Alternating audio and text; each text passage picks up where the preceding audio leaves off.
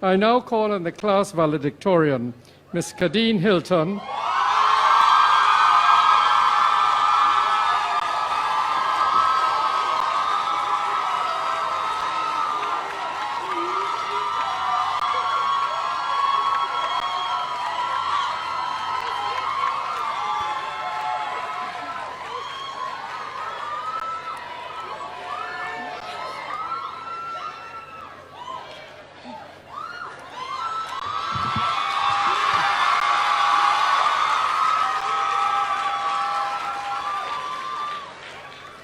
Chancellor,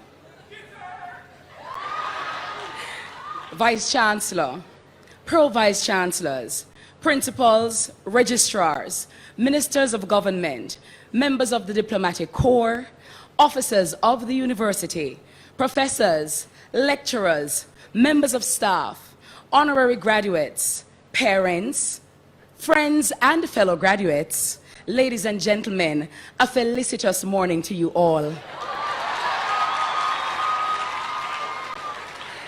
I would like to take this opportunity to thank the Chancellor and Dr. Michael Holding for their very inspiring and engaging addresses.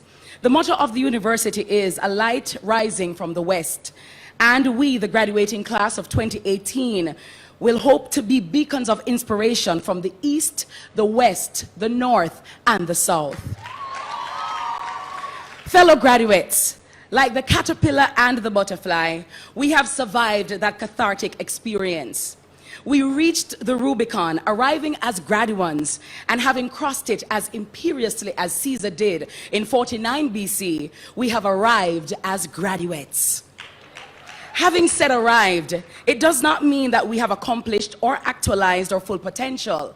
But today, it is safe to say that we, the graduating class of 2018, are on the cusp of greatness. We are here today on this hallowed campus, one which was recently ranked among the top 5% universities in the world, with our input being seminal. This is an acknowledgement that this great crucible of erudition has secured its place on the pantheon of greatness.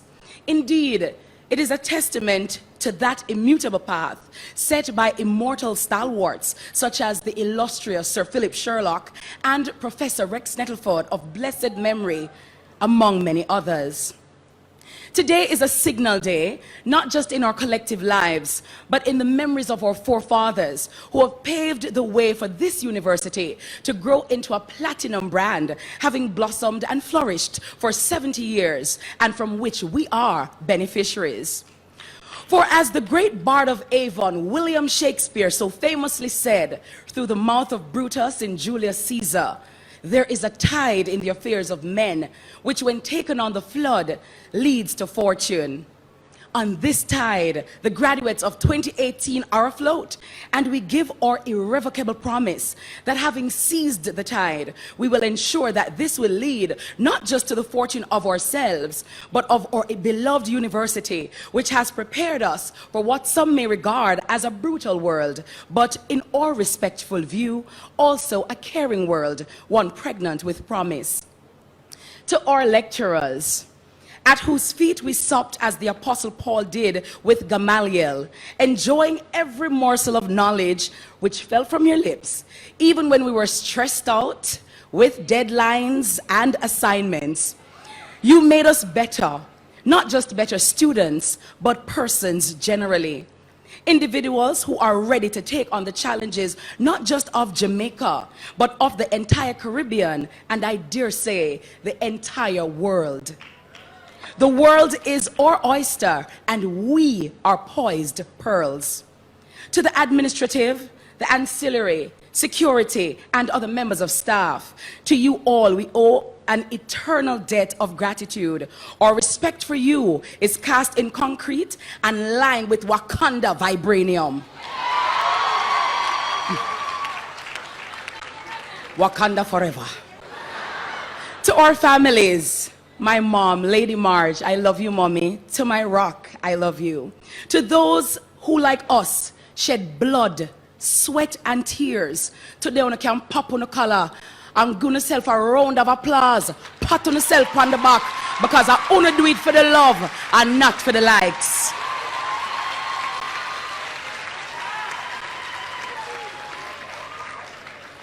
We have stood and cried on giant shoulders of many who have loved us unconditionally and given of themselves unselfishly and unreservedly. Chancellor, our respective parents, biological or surrogate, brothers, sisters, friends, loved ones, veritable pillars of support who have sacrificed financially and otherwise, without whom we would not be here today, resplendent in our respective attire and basking in the glow of accomplishment. We found family through understanding common hardship. It is from this that initiatives like the CB Group UWI was born, so as to give scholarships to many deserving students. Many of those recipients are in this very tent today. We could find support from our initiatives from families that we had on the various halls of residence. Many of you, like myself, often slept in the library, burning the midnight oil so as to actualize our dreams and the dreams bestowed upon us by our parents, our families, and our communities.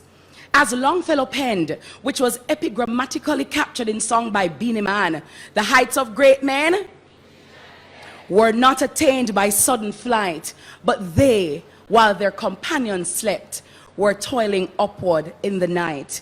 We recognized that by the dint of hard work, as Bob Marley said, our children or relatives will never want for bread.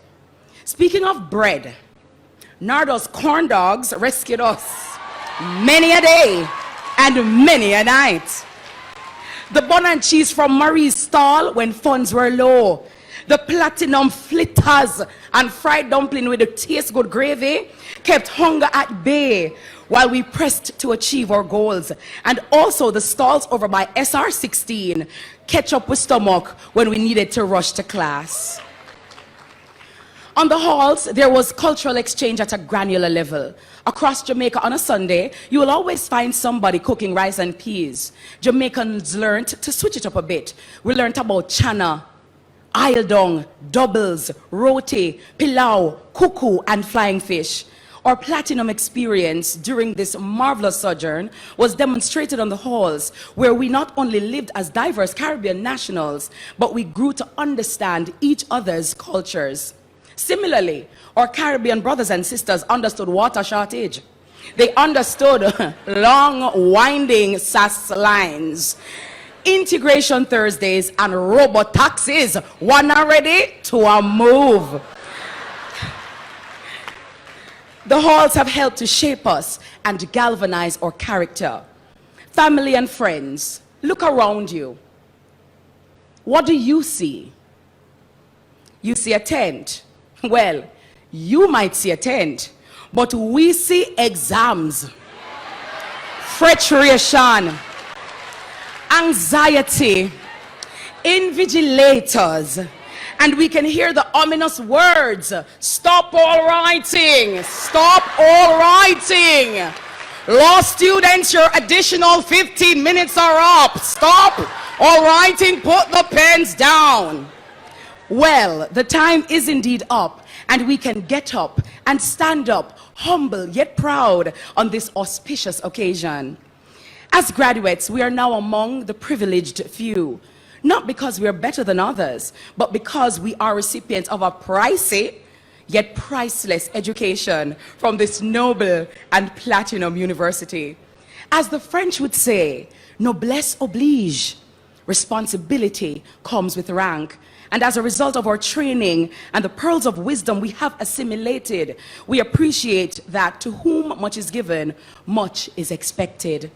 Consequently, my fellow graduates from the Faculty of Social Sciences have to be social, not just in name, but in nature. Your training is particularly important, as not only Jamaica, but various societies across the region are grappling with difficult economic times and a multiplicity of social ills. Yours is the charge to put your collective shoulders to the wheel and do your very best that you can ameliorate the situation. Similarly, my fellow graduates from the Faculty of Law,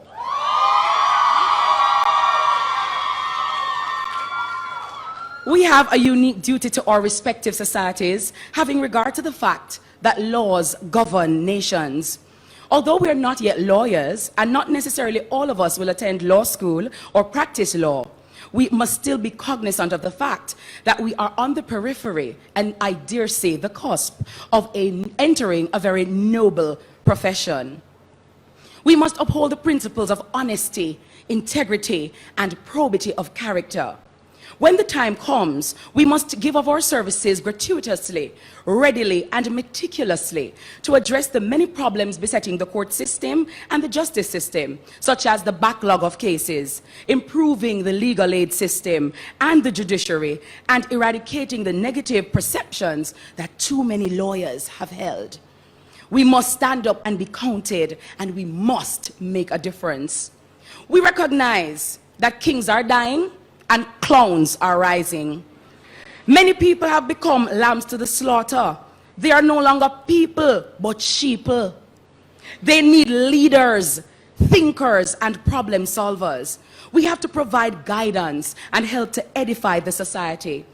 With posterity leading the resounding applause, we want you, our lecturers, or families, or friends, and well-wishers to be able to look back and say in approbation, yes, they are the graduates par excellence. And on Friday, November 2, 2018, we knew that they were on the cusp of greatness.